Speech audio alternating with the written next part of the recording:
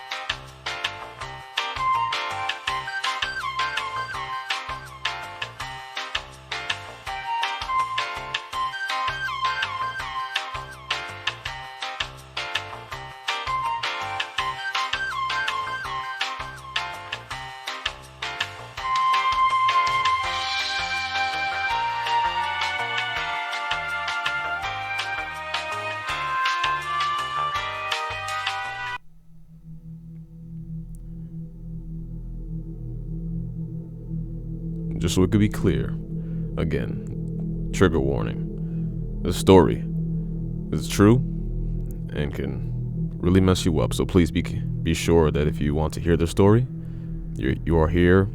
It's free for you to listen to. Otherwise, I advise you go to a different stream. Story number 1. I was a victim of sex trafficking. This was 2014. I was 17 at the time, and I would have to take the bus to and from school. The bus stop was on the main road, so I would have to walk a few blocks to get to the apartment complex. This is important for later. I was walking home from school one day, and this Honda van pulls over. A girl comes out. She introduces herself and tells me she's new to the area and wants to make new friends. I gave her my number, and quickly we made plans to have dinner. Maybe a day or two later, she picks me up in the same van, but this time with a man who was driving and also another young female. She did not mention these other two people, but I didn't think much of it. There was a lot of red flags I ignored. I was young and naive. The man was doing all the talking during our dinner, and the other girls were quiet. Another red flag. He put on this fake nice tone in his voice the whole time, asking me questions. Then he started getting weird, like saying how he can read minds, and started telling me all this information he knew about me. I had no idea how he knew all that, so I believed him. After dinner, we stopped by their house, which was in a whole other city than where my apartment was. Remember how the girl told me that she stayed by me? Another red flag. It was a really nice house though, and he had a Mercedes in the driveway. My young mind was intrigued. He told me how they're all roommates and hustle together. He took me back home the night though, by himself, and was trying to convince me to be a part of their lifestyle. A couple days after, at this point, I'm only texting the man. The girl barely held any conversation with me, but he tricked me into thinking he was this super nice person. He asked me to pack some clothes and spend the night, and I agreed. After hours of talking, he convinced me to leave my mom's house and stay with them. I texted my mom that I was moving out, and as I was almost already 18, she was okay with it for some reason. This is when shit hit the fan. He was not the nice, charming person that I had met. Only after I moved in did he tell me that those girls were sex workers and that I would become one too when I turned 18. He started telling me how to do my hair or how to dress. He gave me a whole new phone and number with a tracking app on it. I wasn't allowed to contact my mother or any of my family or friends. He would keep insisting he could read my mind and hear my thoughts. Even the smallest mistakes I made, he would punish me for it. He duct taped my hands and feet, tased my vagina, stabbed me with screwdrivers, threw them from the second floor by one leg, punched me until I passed out, all with a grin on his face. He enjoyed hurting me. I will never forget the look on his face. I cannot explain it. It's like his eyes literally turned black. Holy crap. This was real. I thought only people were like this in movies. People are really out here torturing people. He also made me watch those gore videos of people getting decapitated and the most disgusting videos of people getting tortured I've ever seen, all while holding a knife to my neck. He would also have sex with me every day when the girls went to work at the hotels. He would lie and say I was the only one he was intimate with and that I was special. He told me if I ever tried to leave, or if I ever told anyone where I was, he would kill me and them. He would go into detail about exactly how he wanted to kill me and where he would put my body. One day, he had me lay down and beat me so bad in my stomach while his leg was choking me over my neck. I blacked out and woke up so confused. My vision was tunneled. I had a huge knot in the back of my head. I couldn't even stand up straight. I had no idea what else he did to me while I was passed out. But at that point, I told myself this man was going to kill me. I'd rather risk him killing me if I get caught trying to leave than spending another time with this monster. I didn't care about the threats anymore. I wanted to be gone. I didn't sleep that night. I waited until I heard him snoring really loud and made a run for it. I took nothing, not even the phone, because it had a tracker on it. And god damn it, I made it. By the grace of God. I still didn't speak to my mother for about 3 months out of fear. I was right because he went looking for me at her apartment. Don't even know how he knew where she lived. Eventually, I reached out to her, and she had filed a missing persons report. She was crying because she thought I was murdered. I went on with my life. I did end up stripping. I still do sometimes. Fast forward 2017. One of the girls was smart because somehow she set him up. Son of a bitch is rotting in prison now. I found out because the detectives were looking for me. There's articles about him and all. I'm still cool with the girls. I know it wasn't their fault. We still talk. So dipshit, we will never meet again because you are going to hell.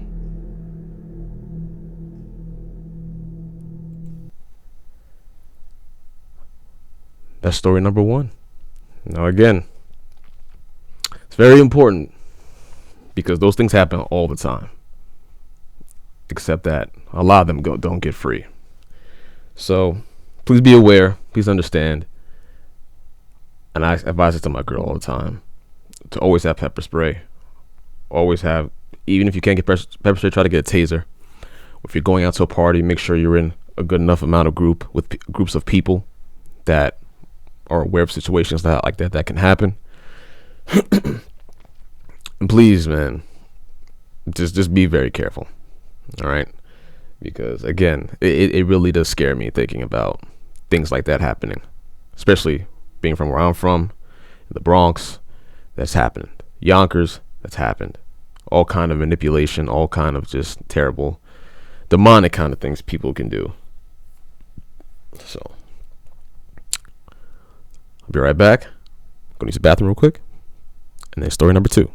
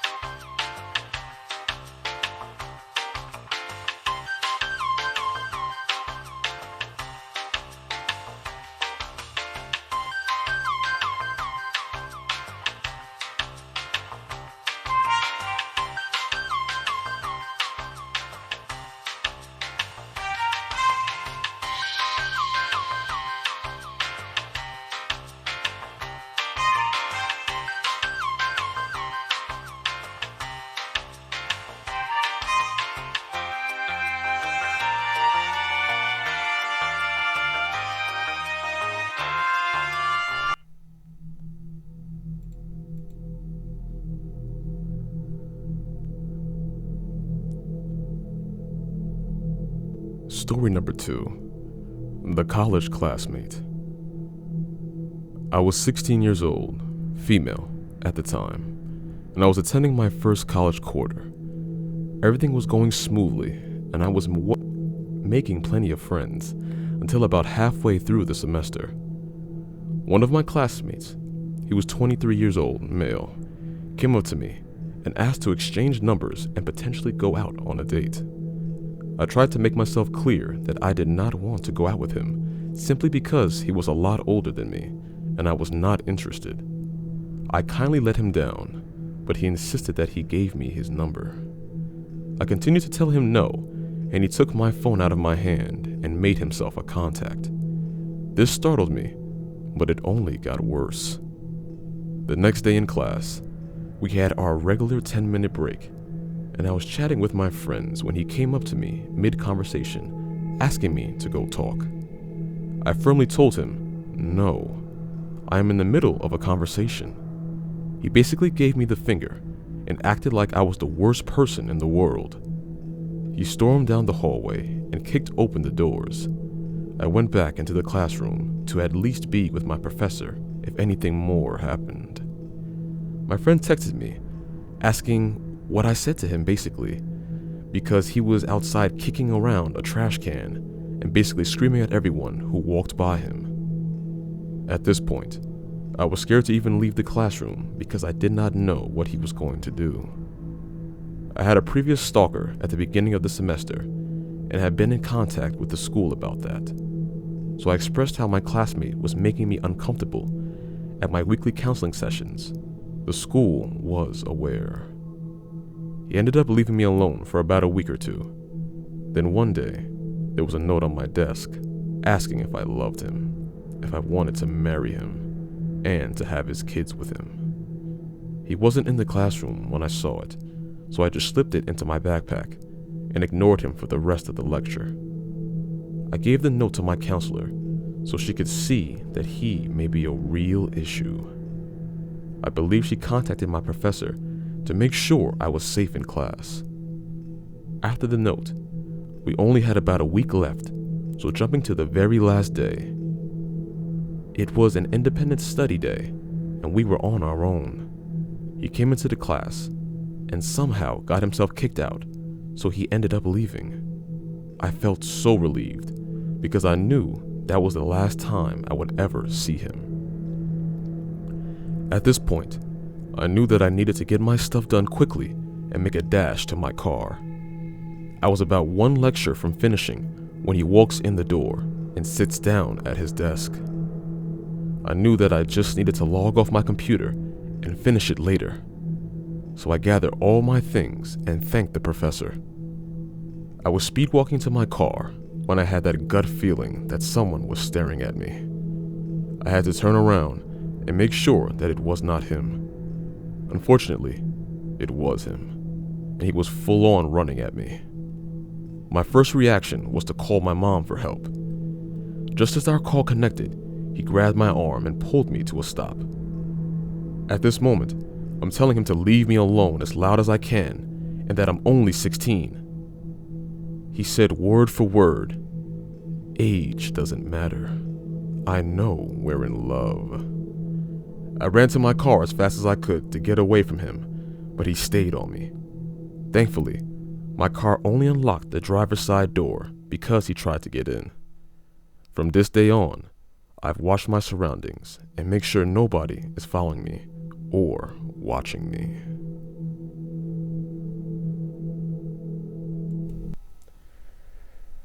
That's story number 2. Again, I thought these 2 stories were very important because I feel like these are very common things that happen a lot.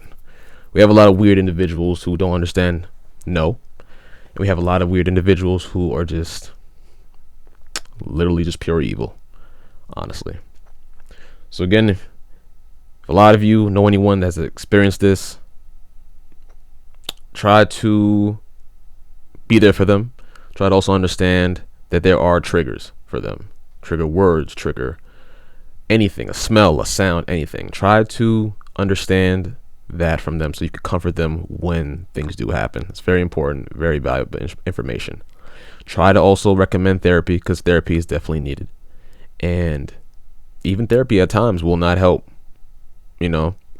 So just make sure you're there for them at all times. I have friends that have been through situations like this, been chased by an individual, have been stalked by an individual.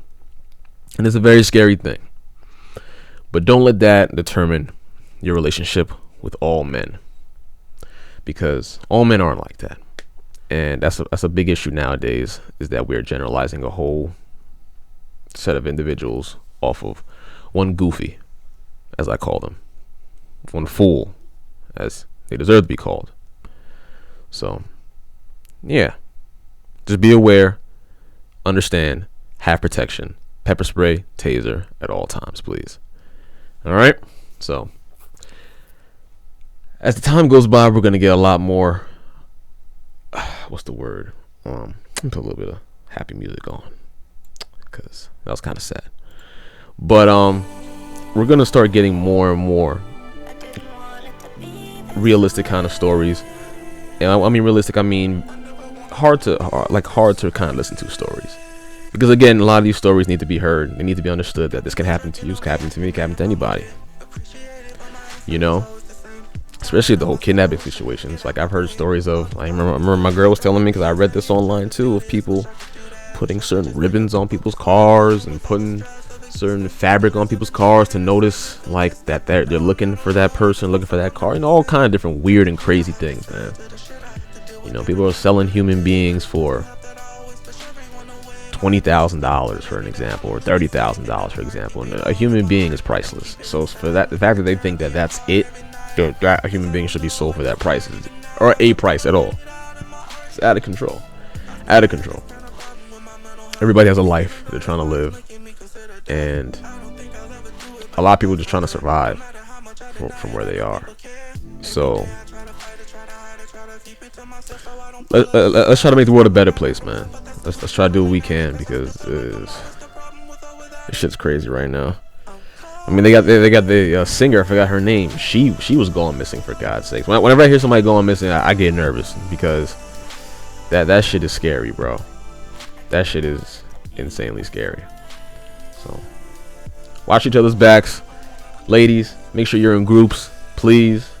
Have weapons if you need to be. I don't give a damn. Brass knuckles, taser, pepper, have it all. Please, please, please. All right.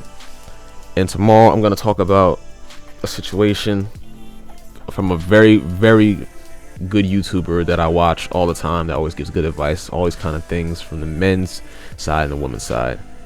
And we found out today that he has cancer. And yeah, Kelly Price. There you go. Kelly Price was her name. Kelly Price. Yeah. And we're gonna talk about that, because when it comes to cancer, especially in my culture and with black people, we don't like to go to the fucking doctor for anything. I mean, it's ridiculous. So I want to talk about it. We're gonna react to his video next time, because it's very important that everybody goes to the doctor, gets themselves checked out, and everything, man. But appreciate Fitz, Lexi, for showing up. Let's try to push this bad boy to as many people as we can, spread all the awareness as we can. And yeah. So, this is Melvin signing out. Melly, yes sir, yes ma'am. Peace, love, and per usual, keep that drip immaculate at all times, baby. Love.